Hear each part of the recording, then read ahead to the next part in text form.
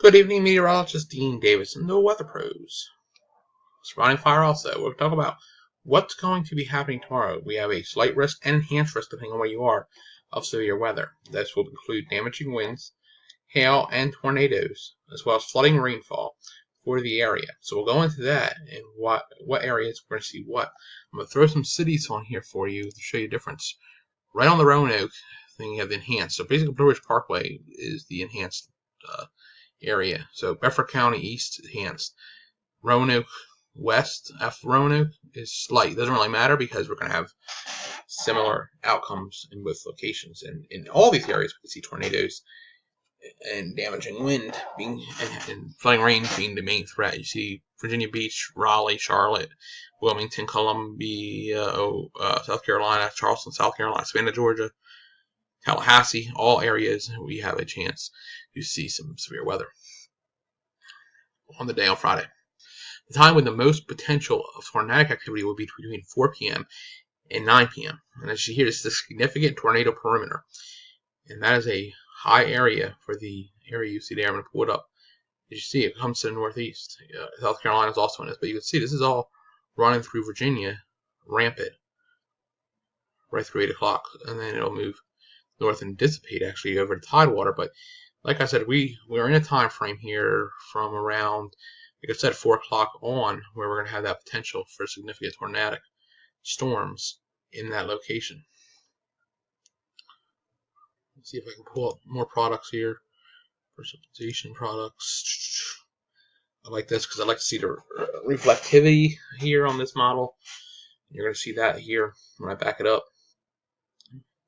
You can see we're going to have storms out in front of it. That's going to be where any storms out in front of it are along the line with S. When it's S's, it's going to be an issue. So, like I said, this is right around 7 o'clock, 4 to 7 o'clock time frame. We may have a little bit of light drizzle in the morning, clears out, sunshine, boom, get big storms. And then it'll move away as that upper level low moves away. And here's the other problem. The upper level low is what's going to really push the potential for tornadoes up. That's a feature that is adding to the rotation of these thunderstorms. So like I said, be on the lookout tomorrow. Have multiple ways of getting warnings. That's a very important. We're going to take a look at rainfall potential. With these storms, the chances of extremely heavy rainfall do exist. So we'll show you here what the rainfall is spitting out on the model. As you see, a lot of these areas are above a half inch of rain. When it's all said and done, we're probably looking closer anywhere from a half inch to an inch of rain, maybe more. In the thunderstorms themselves, we may be dropping an inch or two during each storm. So definitely something significant we have to watch out for. All that being said, make sure that you are ready. Have 2 ways of getting warnings. Secondly, know where you're going to go if there's an issue. Thirdly, stay here with us here at Responding Fire and the Weather Pros. We will keep you updated on the situation. So like I said, damaging wind and tornadoes are your biggest threat for the day on Friday. Majority of stuff will happen after 2 p.m. Majority of the severe weather looks like between 4 and 8 p.m.